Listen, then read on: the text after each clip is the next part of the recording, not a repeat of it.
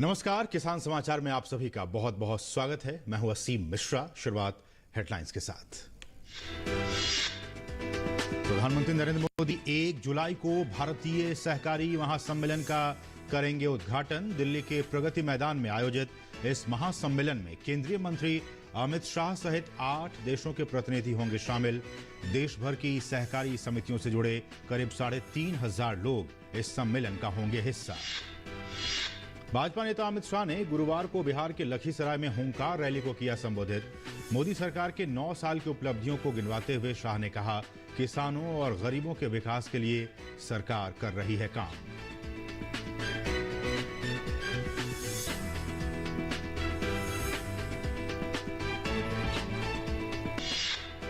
मौसम विभाग ने कहा, दक्षिण पश्चिम मानसून अगले 2 दिनों में राजस्थान, हरियाणा और पंजाब में बढ़ेगा आगे।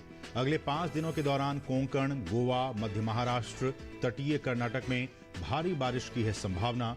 मौसम विभाग ने लोगों से सावधानी बरतने की दी है सलाह।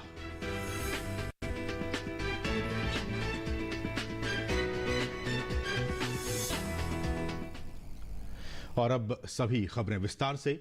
भारतीय सहकारी महासम्मेलन 1 जुलाई को दिल्ली के प्रगति मैदान में आयोजित होगा। इस महासम्मेलन का उद्घाटन प्रधानमंत्री नरेंद्र मोदी करेंगे।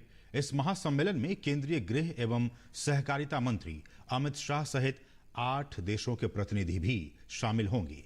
भारतीय सहकारी सम्मेलन के अध्यक्ष दिलीप संघानी ने बताया है कि देश भर की सहकारी समितियों से जुड़े करीब 3,500 लोग भी इस सम्मेलन का हिस्सा होंगे और करीब 5 करोड़ लोग सीधे लाइव प्रसारण से जुड़ेंगे।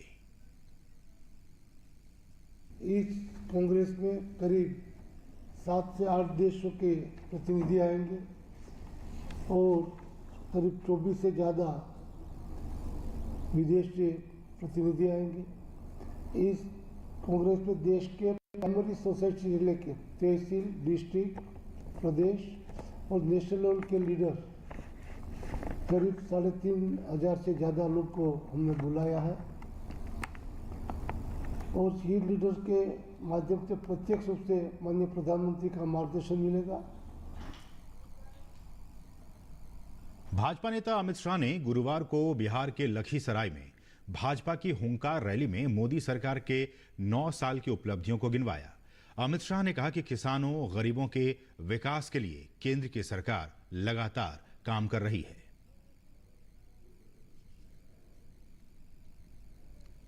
मोदी जी के 9 साल भारत गौरव के 9 साल है। मोदी जी के ये 9 साल भारत उत्कर्ष के 9 साल है और मोदी भारत की तो आज अगर सुनना चाहते हो तो मैं पूरा हिसाब देने आया हूं। मित्रों, मोदी जी ने ये 9 साल में इस देश के 70 करोड़ गरीबों के लिए ढेर सारे काम किए हैं। आजादी से अब तक देश के किसी प्रधानमंत्री ने देश के किसानों के बैंक अकाउंट में 6,000 रुपया हर साल डालने का काम नहीं किया। किसान सम्मान निधि के तहत देश के करोड़ों किसान और मेरे बिहार के 86 लाख किसानों को 18,000 करोड़ रुपया सीधा बैंक अकाउंट में डालने का काम नरेंद्र मोदी सरकार ने किया है। जल जीवन मिशन के तहत गरीब के घर में नल से जल पहुंचाना, देश भर के 35 करोड़ गरीब जनता के घर में आजादी के 70 साल के बाद देश के किसी प्रधानमंत्री ने जल पहुंचाने का संकल्प लिया। बिहार के 1 करोड़ 60 लाख लोगों के घर में 1 करोड़ 60 लाख घरों में कनेक्शन देने का काम ये भारतीय जनता पार्टी के नेता नरेंद्र मोदी जी ने किया है। उत्तर प्रदेश के मुख्यमंत्री योगी आदित्यनाथ ने केंद्रीय कैबिनेट द्वारा गन्ना किसानों के उचित और लाभकारी मूल्य को बढ़ाए जाने पर प्रधानमंत्री का आभार व्यक्त किया है। उन्होंने इसे गन्ना किसानों के स्वावलंबन से समृद्धि की यात्रा को एक नया आयाम प्रदान करने वाला करार दिया है। मुख्यमंत्री ने ट्वीट पर प्रधानमंत्री का आभार व्यक्त करते हुए कहा कि उनके नेतृत्व में केंद्रीय कैबिनेट द्वारा चीनी सीजन 2023-24 में गन्ना किसानों के लिए गन्ने के अब तक के उच्चतम उचित और लाभकारी मूल्य यानी एफआरपी को 315 रुपए प्रति क्विंटल करने की स्वीकृति प्रदान करने का फैसला अत्यंत ही सराहनीय है। ये फैसला गन्ना किसानों के स्वावलंबन से समृद्धि की यात्रा को नए आयाम प्रदान करेगा। उन्होंने कहा कि आज खुशहाल किसान ही नए भारत की पहचान है।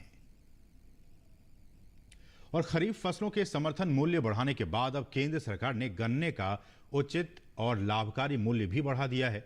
पीएम मोदी की अध्यक्षता में कैबिनेट कमेटी द्वारा 2023-24 सीजन के गन्ने के एफआरपी में 10 रुपए प्रति क्विंटल की बढ़ोतरी का उत्तराखंड के उधम सिंह नगर जिले के किसानों ने जमकर स्वागत किया है। 9 साल में जो 105 रुपए की बढ़ोतरी सेंट्रल गवर्नमेंट द्वारा एफआरपी के रूप में किसानों के लिए दी गई है, वो भी एक सराहनीय कदम रहा है। सरकार का गन्ना किसानों के लिए एक सराहनीय कदम है। इससे गन्ना किसानों की स्थिति मजबूत होगी, मिलों की स्थिति भी मजबूत होगी और आगे गन्ने की पेमेंट करने में और जो गन्ने का उत्पादन करने में भी लोगों को अच्छा योगदान मिलेगा। और गन्ने का उचित और लाभकारी मूल्य बढ़ाने का बागपत के किसानों ने भी स्वागत किया है। उन्होंने सरकार के इस फैसले को गन्ना किसानों के हित में बताते हुए केंद्र की मोदी सरकार का आभार व्यक्त किया है। गवर्नमेंट जो भी बढ़ावे किसान को फायदा ही हो, बड़े किसानों को ज़्यादा फायदा होगा, जिनका ज़्यादा वो है, छोटे किसान को इसमें छोटा फायदा हो जाएगा कुछ। वैसे बच्चों की पढ़ाई में, बिजली के बिल में कुछ न कुछ तो सहारा लगेगा, कहीं तो खर्च में तो। और हम लोग कहे केंद्र सरकार का धन्यवाद है कि भाई किसानों के हित में सोचा। हमारे प्रधानमंत्री जी ने 10 रुपया गन्ना मूल्य बढ़ाया है आज ही, तो उससे हमें बहुत लाभ होगा, लाभकारी मूल्य मिल गया, हमें बहुत फायदा रहेगा। हमारे यहाँ बागपत जिले में 1 लाख से अधिक गन्ना किसान हैं। हमारे क्षेत्र के लिए तो बहुत फायदा रहेगा। एमएसपी का रेट बढ़ गया, एमएसपी का रेट बढ़ने के बाद में किसानों को लाभ होगा। उत्तर प्रदेश सरकार भी पैसा बढ़ाएगी, तो प्रधानमंत्री का निर्णय उचित रहा, हम इसका स्वागत करते हैं। सरकार ने एमएसपी पे बढ़ाया, इसका लाभ तो है ही किसान को। भाई 10 रुपये एमएसपी का रेट, गन्ने का रेट 10 रुपये बढ़ा, और छोटा किसानों से बड़ा सब होगा, जिसका जितना पैदा हो उसके आधार पर इससे लाभ होगा, कुछ ना कुछ तो फायदा किसान को रहेगा। वहीं सहारनपुर के किसानों ने भी इस फैसले का स्वागत किया है और मोदी सरकार की प्रशंसा और उनका आभार व्यक्त किया है। गन्ना मूल्य में 10 रुपये वृद्धि की है अभी केंद्र सरकार ने।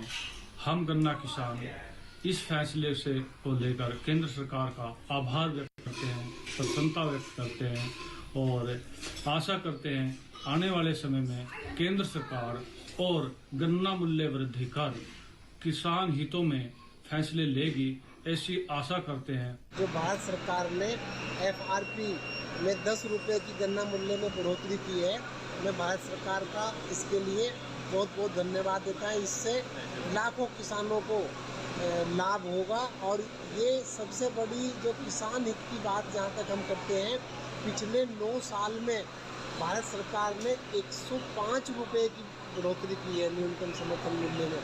तो ये निश्चित रूप से किसानों के लिए और हमारे लिए बहुत अच्छी बात है। भारत सरकार ने गन्ने का एमएसपी 10 रुपये बढ़ाया है। भारत सरकार का बहुत बहुत धन्यवाद। भारत सरकार किसानों के बारे में बहुत कुछ अच्छा कर रही है, इसके लिए बहुत बहुत धन्यवाद। बढ़ेंगे आगे। आधार आधारित चेहरा प्रमाणीकरण लेन देन ट्रांजैक्शन इस साल मई महीने में 1 करोड़ 6 लाख के उच्चतम स्तर को पार कर गया है। इलेक्ट्रॉनिकी और सूचना प्रौद्योगिकी मंत्रालय ने कहा है कि 1 करोड़ से अधिक फेस ऑथेंटिकेशन लेन देन दर्ज करने वाला ये लगातार दूसरा महीना है। ये सुविधा अक्टूबर 2021 में शुरू की गई थी।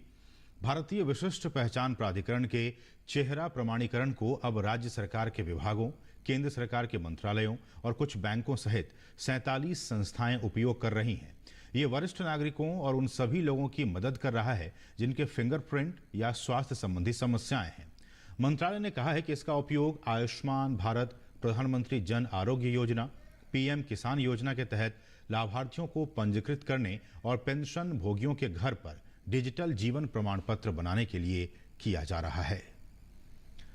मुख्यमंत्री शिवराज सिंह चौहान भोपाल के मोतीलाल नेहरू स्टेडियम में आयोजित रोजगार सहायकों के प्रदेश स्तरीय सम्मेलन में शामिल हुए। इस मौके पर उन्होंने प्रदेश में काम कर रहे रोजगार सहायकों के हित में अहम घोषणाएं की। मुख्यमंत्री चौहान ने कहा कि अब रोजगार सहायकों को मानदेय में वृद्धि सहित विभिन्न सुविधाओं का लाभ मिलेगा। उन्होंने मानदेय में दोगुनी बढ़ोतरी की घोषणा की।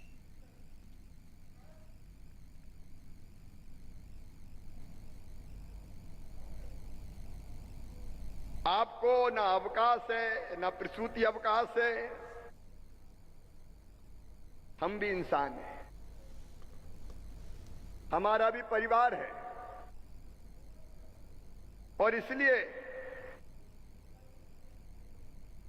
चाहे अवकाश का मामला हो और चाहे प्रसूति अवकाश का मामला हो और चाहे ऐच्छिक अवकाश का मामला हो, ये सब के सब रोजगार सहायकों को दिए जाएंगे। अच्छा, मातृत्व अवकाश तो 180 दिन का हो गई, लेकिन 15 दिन का पितृत्व अवकाश भी दिया जाएगा, उसको भी तो घर रहने का मौका मिले। पंचायत सचिव की नियुक्ति में मैं ये तय कर रहा हूं 50% रिजर्वेशन रोजगार सहायकों को दिया जाएगा।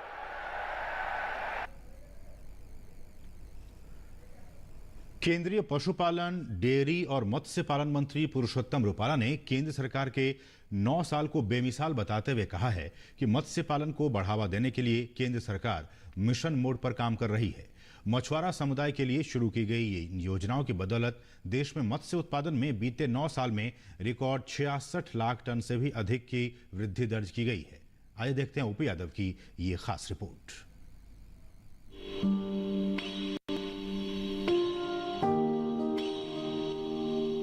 देश के सामाजिक आर्थिक विकास में मत्स्य क्षेत्र का बहुत ही महत्वपूर्ण योगदान है।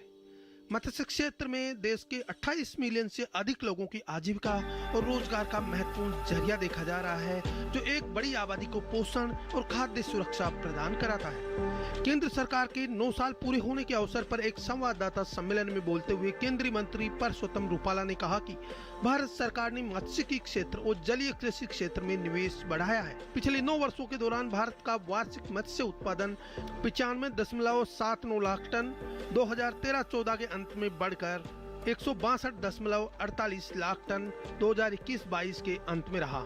यह सर्वकालिक रिकॉर्ड तक पहुंच गया है, जो 66.69 लाख टन की वृद्धि दर्शाता है। 50 में जहां हम 2 लाख टन का हमारा इनलैंड फिशरीज का प्रोडक्शन था, वो बढ़ते बढ़ते 13-14 में 61 लाख टन तक पहुंचा, और 14 से 23 तक जब हम पहुंचे वो 131 लाख टन का प्रोडक्शन हो गया। मतलब ये हमारे 9 साल में हमने 70 लाख टन का प्रोडक्शन हमारा बढ़ा दिया। केंद्रीय मंत्री पुरुषोत्तम रूपाला ने कहा कि भारत सरकार ने वित्तीय वर्ष 2018-19 में मछुआरों और मत्स्य किसानों को उनकी कार्य पूंजी आवश्यकताओं और अन्य तरह की जरूरतों को पूरा करने में सहयोग देने के लिए केसीसी सुविधा प्रदान की है।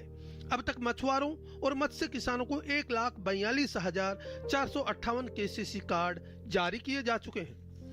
मछुआरे भाई बहनों को भी किसान क्रेडिट कार्ड देने का निर्णय कर लिया गया है, और अभी तक जो मेरे पास जानकारी है उसमें 1,42,458 किसान क्रेडिट कार्ड फिशरमैनों को दे दिए गए। प्रधानमंत्री मत्स्य संपदा योजना के माध्यम से जो हुआ वो रहा fishing harbour, fish landing centres, उसके नए कंस्ट्रक्शन का हो, मॉडर्नाइजेशन का हो, एक्सपांशन का हो, उसी को मजबूती देने के लिए हमारे विभाग की ओर से ब्लू रिवॉल्यूशन के तहत 13 प्रोजेक्ट मंजूर किए गए थे। इस अवसर पर केंद्रीय पशुपालन, डेयरी व मत्स्य पालन और सूचना प्रसारण राज्य मंत्री एल मुरुगन ने कहा कि पिछले 9 वर्षों के दौरान भारत सरकार ने मात्स्यिकी और जलीय कृषि क्षेत्र के समग्र विकास और मछुआरों और मत्स्य किसानों की आय बढ़ाने के लिए परिवर्तनकारी पहल की है। Our Prime Minister Shri Narendra Modi ji has given a separate ministry for the fisheries, animal husbandry and dairy. A dedicated department for fisheries channelized the efforts and helped in focus of decision making. In last 9 years, fisheries sector has seen investment more than 38,000 crore. Under the Blue Revolution, FIDF, PMMSY and many other initiatives has tremendously improved the ground level infrastructure and spirit of entrepreneurship in our farmers. गौरतलब है कि विश्व स्तर पर जलीय कृषि उत्पादन में भारत का स्थान दूसरा है और भारत शीर्ष झींगा उत्पादन और निर्यातक देशों में से एक है। भारत की आजादी के समय मात्स्यिकी क्षेत्र पूरी तरह से एक पारंपरिक गतिविधि के रूप में था, जो पिछले 75 वर्षों में एक पारंपरिक और छोटे पैमाने की प्रकृति को बरकरार रखते हुए धीरे धीरे एक वाणिज्यिक उद्यम में परिवर्तित हो गया है, जो देश के 28 मिलियन से अधिक लोगों और उनकी आजीविका और रोजगार के साथ साथ एक बड़ी आबादी को पोषण और खाद्य सुरक्षा प्रदान करने का महत्वपूर्ण जरिया बनकर उभरा है। केंद्र सरकार देश के मछुआरा समुदाय के कल्याण और विकास के लिए लगातार काम कर रही है और इसी संदर्भ में अलग से मंत्रालय का गठन भी किया गया है। बीते 9 साल का अगर बात करें तो इस संदर्भ में मंत्रालय में न केवल 95 लाख मीट्रिक टन मत्स्य उत्पादन से इजाफा होकर 162 लाख मीट्रिक टन का मत्स्य उत्पादन हुआ है, बल्कि इस क्षेत्र में 66% की बढ़ोतरी भी देखी गई है। मेरे सहयोगी कैमरामैन बंसीलाल डोगरा के साथ मोपी यादव, डीडी न्यूज, दिल्ली। बात मौसम की जाए तो मौसम विभाग ने कहा है कि दक्षिण पश्चिम मानसून अगले 2 दिनों के दौरान देश के बाकी हिस्सों राजस्थान, हरियाणा और पंजाब में आगे की ओर बढ़ेगा। अगले 5 दिनों के दौरान कोंकण, गोवा, मध्य महाराष्ट्र, उप हिमालयी पश्चिम बंगाल, तटीय कर्नाटक, केरल, सिक्किम, असम, मेघालय और अरुणाचल प्रदेश में तेज से बहुत तेज बारिश होने की संभावना है। वहीं मध्य प्रदेश, गुजरात, पश्चिम बंगाल और बिहार में भी तेज से बहुत तेज बारिश हो सकती है। मौसम विभाग ने लोगों से सावधानी बरतने को कहा है।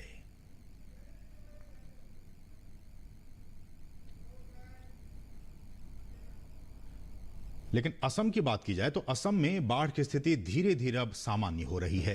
हालांकि बाढ़ प्रभावित लोगों की संख्या 37,000 के ऊपर लगातार बनी हुई है। बाढ़ के पानी के नतीजतन कटाव, भूस्खलन और फसल की क्षति भी राज्य में एक समस्या बनी हुई है। आने वाले कुछ दिनों तक बारिश जारी रहने की संभावना है। बीते 24 घंटों में बाढ़ से प्रभावित जिलों की संख्या घटकर 9 रह गई है। बाढ़ से 17 राजस्व मंडल, 253 गांव, 1526 हेक्टेयर फसल क्षेत्र और 32,000 से अधिक जानवर बाढ़ के पानी से प्रभावित हैं। एसडीआरएफ के साथ साथ स्थानीय प्रशासन की टीमें भी लगातार बाढ़ की निगरानी कर रही हैं। 90% में खेती करता है, किसान काम करता है और फार्म चलता है, फिशरी भी है, माछ पुनः प्रोडक्शन करता है। वो तो सब किसी मन बैंक लोन है, पब्लिक कैसे लोन लेता है, सब अभी सब पानी में सब लॉस हो गया। बहुत तकलीफ है। या तो पानी भी नहीं है, माथा भी नहीं है, सब पानी आता है। सब बरखून आ गया तो पानी आ गया, पूरा बारिश आ गया। वो हमारा पात लगा दिया, उसको पानी से वो सब तल गया। कितना बीघा में? वो मेरा 5 बीघा है। 5 बीघा है। कितना खर्चा किया? वो 15,000 चला गया, खर्चा हो गया। अगर वो बारिश ये बाढ़ नहीं आते तो आपका इनकम की? तो इनकम 60-70,000 रुपया इनकम होना चाहिए। तो चला गया, अभी सब पानी डूब गया। तो ये इन किसानों की समस्याएं हैं, उनकी आप बीती कि हर साल ब्रह्मपुत्र, जो कि असम की एक बहुत बड़ी नदी है, उसमें हर साल भयंकर बारिश वहाँ जिन इलाकों में होती है और खासकर चीन में भी जब बारिश होती है तो वो पानी ब्रह्मपुत्र के जरिए ही बंगाल की खाड़ी तक जाता है। तो आप समझ सकते हैं कि हर साल इस तरह की समस्याएं असम और उसके आसपास के जो क्षेत्र हैं उसमें इस तरह की समस्याएं हर साल होती है। बढ़ेंगे आगे और बात करेंगे मंडी भाव की। देखते हैं क्या रहा देश भर की मंडियों में भाव।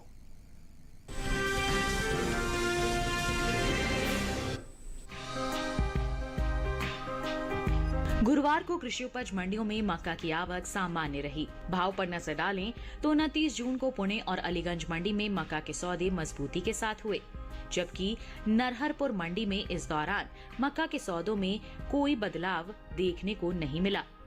एगमार्क नेट के मुताबिक महाराष्ट्र की पुणे मंडी में 28 जून को देसी लाल मक्का का भाव रहा 2450 रुपए।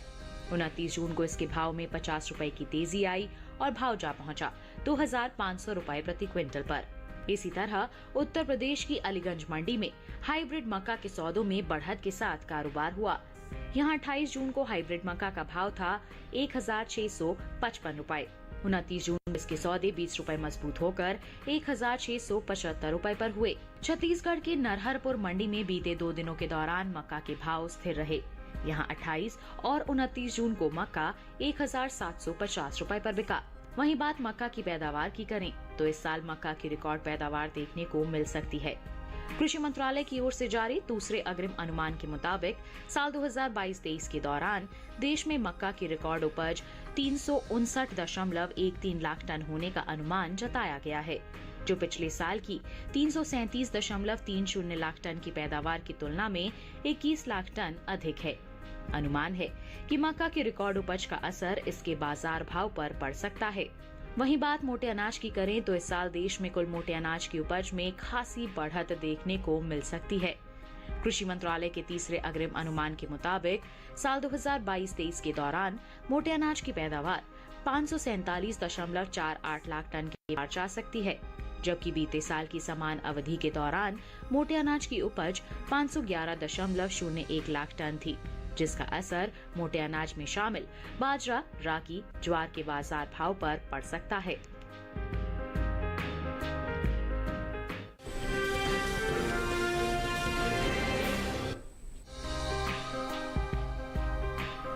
गुरुवार को चने के सौदों में उठापटक के साथ कारोबार हुआ।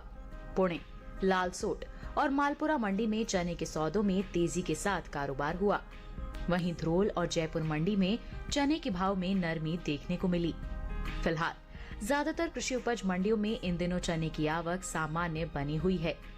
गुजरात और उत्तर प्रदेश सहित दूसरे राज्यों की मंडियों में 29 जून को चना बिकवाली के लिए पहुंचा।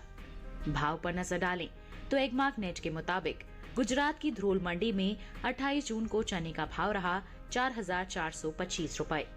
29 जून को इसके भाव में 35 रुपए की गिरावट आई और भाव हो गया 4390 रुपए। जबकि महाराष्ट्र की पुणे मंडी में इस दौरान चने के सौदों में बढ़त के साथ कारोबार हुआ। यहां 28 जून को चने का भाव था 5600 रुपए। 29 जून को इसके सौदे 150 रुपए उछलकर 5750 रुपए पर हुए।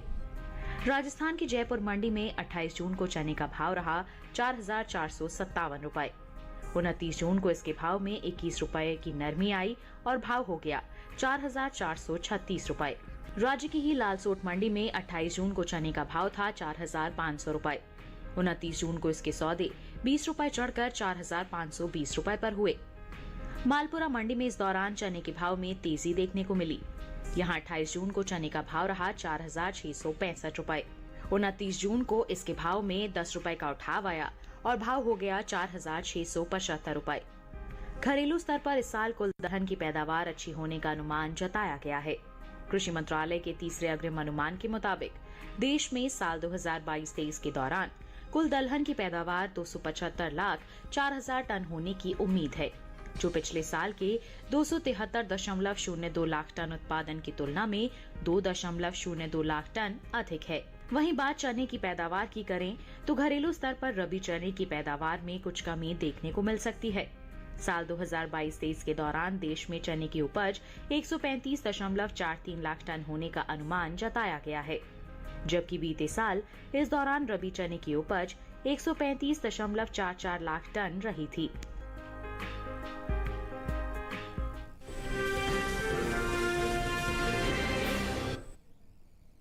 और अब बात मौसमी खेती की। किसान इस मौसम में कैसे रखें अपनी खेती का ख्याल, आइए देखते हैं।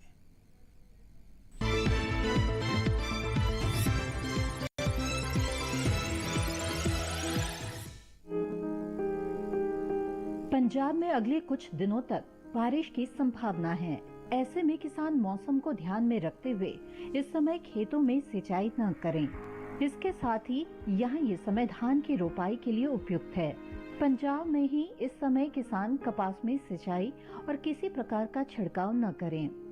यहीं इस समय बैंगन, आलू, टमाटर, भिंडी, मूंग और ग्वार को कीटों के प्रकोप से बचाएं। पंजाब में ही इस समय बागों में किसी प्रकार का छिड़काव या सिंचाई न करें। इस समय नींबू में कीटों का प्रकोप देखा जा सकता है। बचाव के लिए किसान प्रभावित पत्तियों या तनों को काटकर नष्ट कर दें। यहीं इस समय अमरूद के बागों से खरपतवार साफ करें और फलों को कीटों से बचाएं। वहीं हरियाणा के किसान भी इस समय धान की रोपाई का काम शुरू कर सकते हैं। हरियाणा में ही कपास में फूल आने या फल लगने की अवस्था के दौरान पानी की कमी न होने दें। इसके साथ ही यहाँ गन्ने को रोगों से बचाएं। हरियाणा में ही इस समय सब्जियों में सिंचाई या दवाओं का छिड़काव न करें। किसान मौसम को ध्यान में रखते हुए प्याज की खुदाई करें और उन्हें किसी सुरक्षित जगह पर रखें।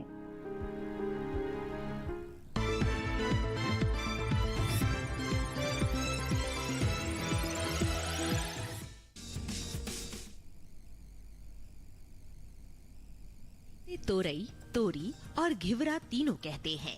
इसकी खेती लगभग पूरे भारत में की जाती है।